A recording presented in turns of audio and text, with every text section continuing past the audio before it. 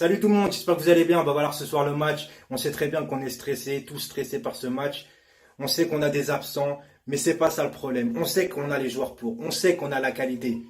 Le seul problème qu'on a, c'est qu'on sait qu'il y a un problème de mental au club. Et depuis des années, c'est toujours comme ça. Ce soir, les mecs, on veut des guerriers, pas des guerriers vite fait ou en mode de transpiration rapide. Non, non, on veut que le maillot, il soit plus lourd que vous à la fin du match. Mais quand je dis plus lourd, c'est pas un petit peu. C'est en mode, tu vois, c'est voilà, comme ça. Même si c'est froid là, tu vois, je m'en fous. Je veux que vous mouillez le maillot ce soir, à fond. Angel Di Maria. On s'est bien tiré. C'est parfaitement repris par Kipembe. Et bien voilà, même diminué, Paris possède suffisamment de force pour surprendre Manchester United. Et pour l'instant, qui vient donner ce ballon à Bernat. Ça, c'est aussi un bon ballon pour Di Maria. Mbappé, plein axe. Mbappé. Le rescapé de la MCN. Pas de Neymar ni de Cavani, mais lui il est bien là.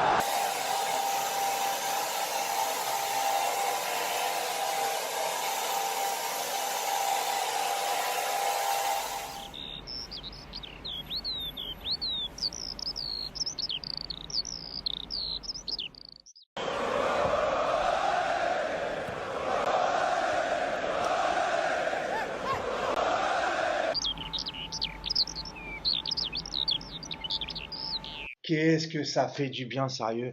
Franchement, la Ligue des Champions, ça m'avait tellement manqué. L'intensité, le stress, il y avait tout dans ce match. Et voilà, là, je comprends pas pourquoi il va falloir attendre 3 semaines pour avoir un match retour. Je comprends pas qu'il y a autant de différence entre les deux matchs. Bon, bref, c'est pas grave, on va continuer à se faire chier maintenant en Ligue 1 en attendant l'autre match de Ligue des Champions. Mais franchement, il n'y a rien que mieux que la Ligue des Champions. On sent, on sent tout le stress qu'on a et ça, j'aime ça, tu vois. Alors, avant toute chose, je voulais remercier les supporters parce que vous m'avez donné des frissons. Alors, certains vont dire, ouais, mais tu comprends, c'est Manchester. Il n'y a pas beaucoup de supporters qui donnent de la voix. Ouais, mais ils sont imposés aussi à Liverpool, à Chelsea, auparavant, partout où ils vont. Et franchement, ils m'ont donné des frissons. Donc, encore merci à vous. Surtout à la fin, le chambrage, les olé, on aurait cru qu'on était au Parc des Princes. Franchement, c'était fantastique. Honnêtement, un grand, grand bravo à ces supporters.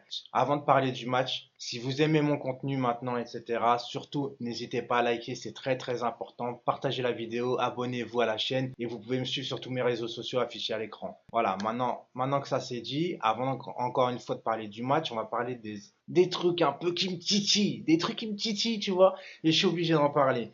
Les mecs qui disent ouais, mais c'était que Manchester. Ferme-la, Manchester n'avait jamais perdu de toute son histoire en Ligue des Champions par 2 buts d'écart à Old Trafford.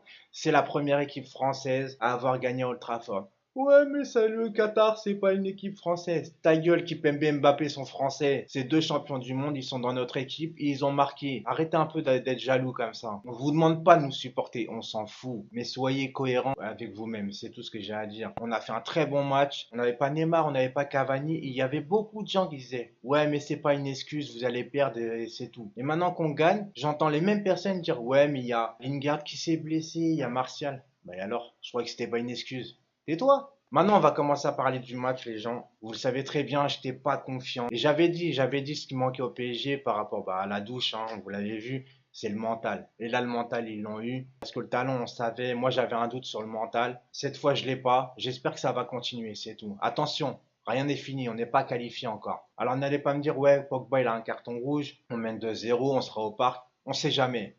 On sait très bien ce qu'on a vécu en tant que Parisien, faut pas oublier. Donc maintenant, on reste sérieux et on verra bien. Alors on va commencer par Tourelle. Voilà, c'est le kiff, c'est le kiff. Tu vois le mec qui sent le football, c'est un tacticien hors pair, il connaît le truc à chaque fois, il s'adapte en deuxième mi-temps à ce qui n'a pas été en première mi-temps. Il est très intelligent, il n'est pas buté et ses choix, bah à chaque fois, il n'y a rien à dire. Moi, j'étais pas convaincu par Alves. Alves a fait son match. Alves a fait son match. Marquinhos, au début, quand il avait fait jouer milieu, moi-même, j'avais dit, mais faut arrêter avec ça. Il n'y arrivera pas. Au début, il était catastrophique. Maintenant, il est devenu un truc de ouf.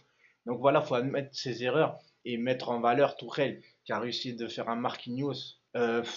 Un génie au milieu de terrain. Le mec, il s'est distribué, il anticipe. Il a muselé Pogba. Pogba a pas vu le jour dans ce match. Et la paire Verratti-Marquinhos, sérieux.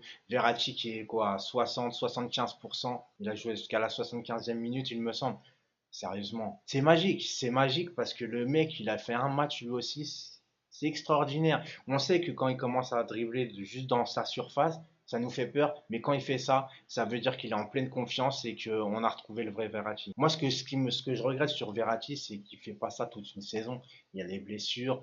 Et puis il n'a pas le coffre pour faire tout un match à chaque fois. J'espère que ça va venir. Voilà, j'espère que ça va venir parce que ce joueur est exceptionnel. Ah, je suis content, tu vois. La victoire m'a fait plaisir sur pas mal de choses. On va parler de Thiago Silva, soi-disant le fragile. Mais le fragile, il était présent. Manchester, ils n'ont pas été dangereux dans le match. Manchester, ils n'ont pas été dangereux. Limite, j'ai envie de dire, je suis désolé de me moquer comme ça, mais le pied droit de Di Maria était plus dangereux que Manchester. C'est dire. Non, parce que le pied droit de Di Maria, c'est une catastrophe. Voilà.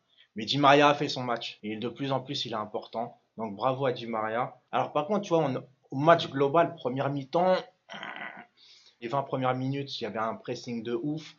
On était déjà reculé sur nos buts. Kipembe était un peu. Il a pris un jaune au bout de 10 minutes. Je me suis dit, putain, c'est chaud. En plus, il était perdu avec le ballon à chaque fois dans les 15 premières minutes. Je me dis, c'est chaud. Mais après, en deuxième mi-temps, voilà, c'est la supériorité. Alors oui, il n'y a pas Neymar, il n'y a pas Cavani. Mais là, Paris ont montré que c'était une équipe collective. Là, Paris ont montré que c'était une grande équipe. Voilà, comme je dis, s'imposer à Old Trafford, c'est pas rien du tout. On va parler de Kylian Mbappé. Ouais, mais Kylian, il est encore surcoté. Eh les mecs, j'ai vu une stat sur Mbappé en Ligue des Champions, à élimination directe, c'est-à-dire à partir des huitièmes de finale. Il a fait 9 matchs en tout, que ce soit à Monaco et Paris. Il a mis 7 buts en confrontation directe. Mais c'est énorme, c'est énorme. On dit toujours qu'on reconnaît un joueur, un grand joueur dans les grands matchs. Mbappé il plante à chaque fois. À chaque fois, Mbappé plante partout où il va. À Manchester City, Liverpool, Manchester United, la Juventus, Dortmund. Le mec, il va à chaque fois. J'en oublie certains encore. Mais à chaque fois, il marque. À chaque fois, il marque. Alors peut-être à chaque fois, des fois, il a des petits creux, des petits moments d'absence et tout. Mais il plante, il est présent. Donc qu'est-ce que vous voulez dire? Même en France, les deux gros matchs, on va dire, entre guillemets, c'est Lyon et Marseille. À Lyon au parc, il te met un quadruplé. À Marseille, il rentre, il débloque le match. Qu'est-ce que vous voulez faire? Mais il a 20 ans. 20 ans. Qu'est-ce que vous voulez que je vous dise? À 20 ans, il fait tout, le mec. Il explose tous les records. Donc à un moment donné, il faut arrêter de dire qu'il est surcoté.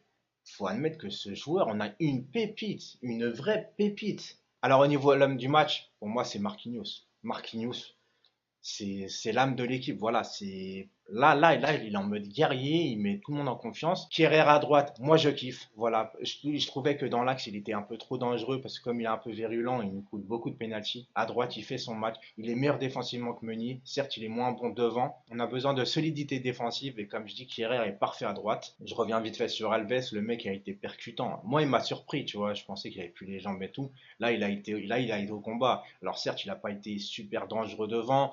Il a raté pas mal de centres, mais voilà, il a fait son match. Donc, faut le féliciter aussi pour ça. Et attention, Bernat. Le Bernat de Ligue des Champions n'a rien à voir avec le Bernat en championnat, les gens. Bernat en Ligue des Champions, c'est un top player. J'ai pas le peur de le dire. En Ligue des Champions, Bernat, c'est vraiment un top player. C'est incroyable la différence de niveau qu'il a. Et faut l'assumer. Bernat, c'est notre défenseur gauche. Point.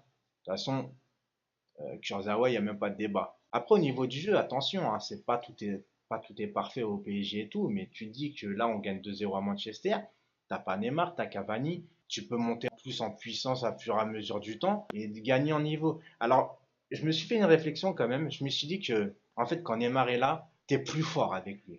Ça, c'est logique. T'es plus fort avec lui, tu peux gagner plus facilement un match et tu peux débloquer plus de situations. Mais Verratti, je trouve qu'il y a plus une différence de jeu avec et sans Verratti que Neymar. C'est-à-dire que Verratti, quand il est là, on a une cohérence de jeu. Quand il n'est pas là, c'est pas pareil. Avec Verratti, tu te sens en sécurité, il casse des lignes, c'est lui qui, tu vois, qui sent le jeu. Donc pour moi, pour moi, ils sont indispensables l'un et l'autre, mais différemment. Neymar, c'est plus parce que tu peux gagner plus, tu peux avoir plus d'occasions, mais Verratti, le pilier du collectif. Il y a une équipe avec et une équipe sans Verratti. On va parler vite fait de Patrice Evra, l'ancien Marseillais et l'ancien Mancunien, qui a fait le kéké avant le match, en disant des trucs, ouais, que Paris allait manger la pelouse ou je sais pas quoi, là. Et bah voilà, mec. Hein. I love this game. connard. Hein. Franchement, je suis content, voilà, je suis content de vous parler, je suis content de faire ce débrief. Voilà, je vous ai dit que j'en ferai un aujourd'hui, c'est normal, c'est obligé. Mais attention, on s'enflamme pas. Voilà, moi c'est ce que je veux. On est content sur le moment, mais rien n'est joué. Hein. On sait que dans le football, tout va vite. Alors ok, on sait que les équipes ont gagné, j'ai vu les stats là, hein. Les équipes ont gagné 2-0 à l'extérieur à l'aller, 100% qualifiés au retour. Mais 100%, vous connaissez le truc de la remontada de merde là. Donc maintenant, on s'enflamme plus. Alors après, c'est pareil, là, je vais un peu, comment je peux dire ça? Je vais un peu nous sous-évaluer, c'est-à-dire que on va être un grand club à partir du moment où on s'enflammera pas autant pour une victoire en huitième de finale à l'extérieur. Voilà. Faut le prendre en compte ça. Parce que le Barça, quand ils vont gagner 2-0 ou le Real 2-0 à l'extérieur en huitième, même sur un grand d'Europe, ils sont pas en train de s'enflammer comme des oufs. C'est parce que nous, on n'a pas l'habitude. Et c'est là qu'on voit la différence entre un grand d'Europe. On est un grand, mais pas un grand. C'est là qu'on va voir la différence. Et une fois qu'on va être un grand, et ben huitième de finale, c'est pas que c'est banal, mais on ne sera pas autant euphorique. L'euphorie, ça sera de la gagne. Là, si on arrive déjà en demi, on va être euphorique. Donc, on ne peut pas dire qu'on est encore grand. Donc, voilà pour finir la petite vidéo sous la douche habillée. Je vous remercie beaucoup d'avoir autant partagé. C'est super cool. N'hésitez pas aussi à partager cette vidéo. Au niveau des demandes, limite un rituel de faire une douche habillée avant un match de Ligue des Champions. Je vais le faire. Peut-être différemment, mais je le ferai. J'essaierai de vous surprendre à chaque fois. C'est une promesse que je vous fais. Je vous dis à très bientôt pour de nouvelles vidéos. Vous savez que je fais pas que le foot. Le foot, c'est quand même le fil rouge hein, de ma chaîne YouTube. Donc voilà, je vous dis à très bientôt et passez une bonne fin de semaine. Ciao.